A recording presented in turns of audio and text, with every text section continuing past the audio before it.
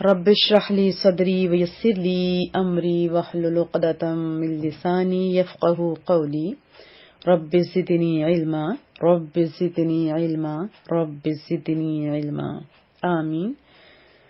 آج انشاءاللہ تعالی سورۃ الانعام آیت 19 سے ابتدا کریں گے۔ اعوذ باللہ من الشیطان الرجیم، بسم اللہ الرحمن الرحیم۔ قل، پوچھئے، رب کریم رسول اللہ صلی اللہ علیہ وسلم سے فرما رہے ہیں کہ محبوبہ آپ نہ ماننے والے ان لوگوں سے پوچھئے، ایو کون سی، شیئن، ایو استفہام کے لیے آتا ہے، سوال کے لیے، پوچھنے کے لیے آتا ہے۔ ایو شیئن کون سی چیز، شیء تو اردو کا لفظ ہے، اکبارو سب سے بڑھ کر ہے، مبالغہ کا صیغہ ہے، اکبرو کون سی چیز سب سے بڑھ کر ہے، شہادتن شہادت یہ بھی اردو کا لفظ ہے، گواہی، شہادت۔ قل ای شیء اکبر شہادہ، آپ پوچھئے کون سی بڑی چیز گواہی کے لحاظ سے معتبر ہے، یا کون سی چیز بڑی ہے گواہی کے لحاظ سے، یا گواہی کے لیے کون سی چیز بڑی ہے۔ قل آپ ہی بتا دیجیے، اللہ تعالی، قل اللہ آپ فرما دیجیے کہ گواہی کے لحاظ سے سب سے بڑھ کے جو چیز ہے وہ کیا ہے، وہ اللہ کی ذات ہے۔ شہیدن گواہ ہے، شہیدن گواہ ہے، بینی میرے درمیان، کون، اللہ گواہ ہے میرے درمیان، و بینکم اور تمہارے درمیان، کا کما کم جمع کی ضمیر مخاطب کے لیے، فرما دیجئے کہ اللہ ہی مجھ میں اور تم سب میں گواہ ہے، یا یہ کہہ سکتے ہیں کہ میرے درمیان اور تمہارے درمیان وہی اللہ گواہ ہے۔ وَأُوحِيَ اور وحی کیا گیا ہے، الیہ میری طرف، ھذا القرآن یہ قرآن کریم، لی تاکہ، انذر کا معنی ہوتا ہے ڈرانا، یعنی کسی خوفناک چیز سے آگاہ کرنا، ڈرانا۔ اس کے اپوزٹ ہے تبشیر، اچھی بات کی خوشخبری سنانا۔ رسول اللہ صلی اللہ علیہ وسلم کا نام اقدس بھی نذیر ہے نا، نذیر ڈرانے والا، اور اس کا اطلاق ہر اس چیز میں ہوتا ہے جیسے جس میں خوف پایا جائے، خواہ وہ انسان ہو یا کوئی اور چیز۔ اور ہم نے بارہا یہ پڑھا ہے قرآن کریم میں بھی، اور رسول اللہ صلی اللہ علیہ وسلم کے نام اقدس نذیر، بشیر وغیرہ بھی اب آپ کو سمجھ آ گئی ہوگی انشاءاللہ۔ لِأُنذِرَ تاکہ میں ڈراؤں، کس کو، کم تمہیں، پیچھے ہم نے پڑھا تھا بینکم، ادھر بھی ہے انذرکم، بھی اس کے ساتھ، ہی کی ضمیر راجع ہو رہی ہے قرآن کریم کے ساتھ، و اور من جس کو، بلغ جس تک یہ پہنچے، یعنی یہ قرآن کریم اس ٹائم کے لیے نہیں تھا جہاں جہاں تک آواز جائے گی وہاں تک، یعنی جس تک یہ پہنچے اس کو میں آگاہ کروں۔ ومن بلغ اور اس سے ڈراؤں جس تک یہ پہنچے، ٹھیک ہے۔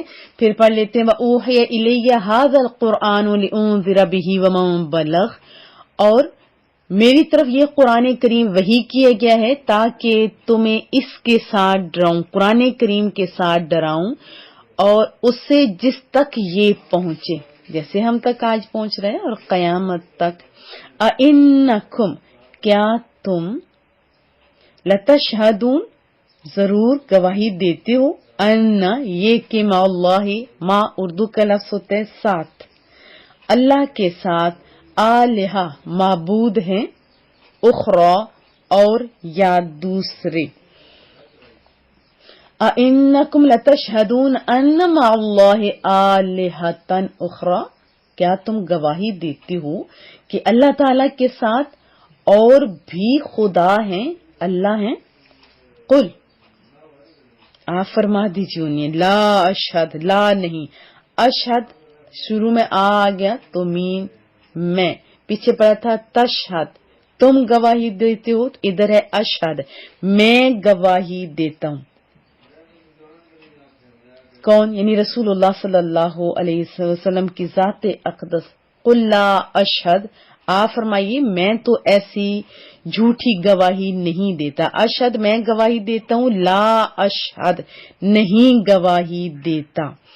कुल आप फरमा दीजिए, इन्नमा सिवाय उसके कि नहीं, हुआ वही, हुआ की ज़मीर है वो के लिए, ही के लिए आती है, और इसके अपोजिट है हिया, सॉरी अपोजिट जिन्स जो होती है औरत, उसके लिए ही आता है, और हुआ ही के मानों में आता है। हुआ वही, इलाहुन माबूद है, वाहिदुन एक, वाहिद आप जानते हैं एक को कहते हैं वाहिद इस्नैन, वाहिद तो एक होता है ना। व इन्ननी और बेशक मैं, बरीउन बरी हूं, ये भी उर्दू का लफ्ज होता है, बेजार बेताल्लुक, गुना जो ला ताल्लुक हो जाता है, जिसका कोई ताल्लुक नहीं होता। बरीउन बेजार हूं, मिम्मा इससे जो तुशरिकून तुम शरीक बनाते हो। शिर्क का माना होता है शरीक करना, ठीक है। मुशरिक वो होता है जो अल्लाह की जात सिफात के साथ किसी को शरीक ठहराता है। तौहीद का भी आपको पता होना चाहिए और शिर्क का भी। अब देखिए हमारा अकीदा क्या है कि अल्लाह एक है, और वो जाती जो कुछ चीजें हैं उसके पास वो जाती हैं, ठीक है। और दूसरी ला फानी है, फिर ला महदूद है, और फिर अबदी है। और जाती, ला फानी, ला महदूद, ये सारी सिफात सिर्फ अल्लाह की जात में है, बाकी चीजों को तो बनाया जाता है ना। कुल इन्नमा हुआ इलाहुम वाहिद, आप फरमाइए वो तो सिर्फ एक अल्लाह ही है, वो तो सिर्फ एक अल्लाह ही है। कौन? वो माबूद। व इन्ननी बरी मिम्मा तुशरिकून, और मैं इन बुतों से जिन्हें तुम अल्लाह के साथ शरीक ठहराते हो बेजार हूं। क्या? गवाही दीजिए कि वही एक माबूद है, वही एक अल्लाह है, वही इबादत के लायक है, जिसकी तारीफें हम पीछे पढ़ रहे थे ना। जिसने जमीन बनाई, आसमान बनाया, वो जो खिलाता है, जो खाता नहीं, वो जो मोहताज नहीं है, और बाकी चीजें मोहताज हैं। अल्लदीना जिन्हें, यानी वो लोग जिन्हें आतैना हम, आतैना दी हमने, हम जिनको क्या चीज दी? किताबा किताब। यारिफूनहु, हु की ज़मीर राज्य हो रही है महबूब करीम सल्लल्लाहु अलैहि वसल्लम की तरफ। पहचानते हैं उनको, उसको यानी रसूलुल्लाह सल्लल्लाहु अलैहि वसल्लम को, कमा जैसा के या जिस तरह, यारिफूना वो पहचानते हैं। आप जानते हैं आइन रा फा रूट वर्ड है, तारुफ क्या होता है? यारिफूना पहचानते हैं, किनको? हु की ज़मीर राज्य हो रही है रसूलुल्लाह सल्लल्लाहु अलैहि वसल्लम की तरफ। वो आपको या उनको ऐसे पहचानते हैं, कमा जैसे कि या जिस तरह, यारिफूना वो पहचानते हैं, अबना अपने बेटों को, हम होते हैं अपने, अबना अहम अपने बेटों को, अल्लदीन आतैनाहुमुल किताब यारिफूनहु कमा यारिफून अबनाअहुम, जिन्हें हमने किताब दी है वो उस नबी को यानी रसूलुल्लाह सल्लल्लाहु अलैहि वसल्लम को ऐसे पहचानते हैं, ऐसे जानते हैं जैसा कि अपने बेटों को पहचानते हैं या पहचाना जाता है। आप देखें हजारों में भी हमारा बच्चा खड़ा हो तो क्या हम नहीं पहचान लेते? पहचान लेते हैं ना। तो क्या खूबसूरत मिसाल दिया रब्बे करीम ने।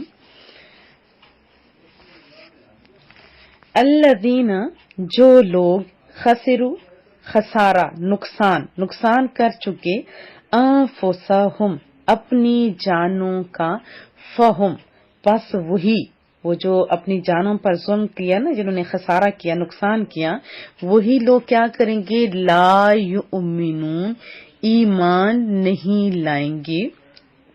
وہ لوگ ایمان نہیں لائیں گے. کون؟ جنہوں نے اپنے آپ کو نقصان میں ڈال رکھا ہے. ومن اظلم، اور کون ہے بڑا ظالم؟ ہم نے پیچھے اکبر پڑھا تھا نا، مبالغہ کا صیغہ. یہاں بھی اظلم، یہ بھی مبالغہ کا صیغہ ہے، یعنی بہت زیادہ ظالم. ظالم میم اس کا روٹ ورڈ ہے. ظلم کہتے ہیں کسی چیز کو اس کے مخصوص مقام پر نہ رکھنا، خاص زیادتی کر کے، یا اسے اس کی صحیح وقت یا اصلی جگہ سے ہٹا کر یا کمی کر کے. ظلم کی بہت ساری اقسام ہیں، ان میں سے تو اپنی ذات کے ساتھ ظلم ہوتا ہے، جس کا ہم لوگ پڑھیں کہ گناہ کر کے، خسارہ کر کے. اور دوسرا ہوتا ہے کسی انسان کے ساتھ زیادتی کرنا، ظلم کرنا. اور سب سے بڑا ظلم کیا ہے؟ شرک. ایک ہوتا ہے شرک اکبر، دوسرا ہوتا ہے اصغر. شرک اصغر کہتے ہیں ریاکاری کو، کیونکہ اللہ کی خوشی کے ساتھ کسی اور بندے کو بھی خوش کر رہے ہوتے ہیں نا، ہم لوگ اپنی تعریفیں کر رہے ہوتے ہیں سکے میں. اللہ پاک ہم لوگوں کو سمجھ عطا فرمائے، آج سے بھی عطا فرمائے. سب کچھ تو اللہ کے دیا ہوا ہے نا.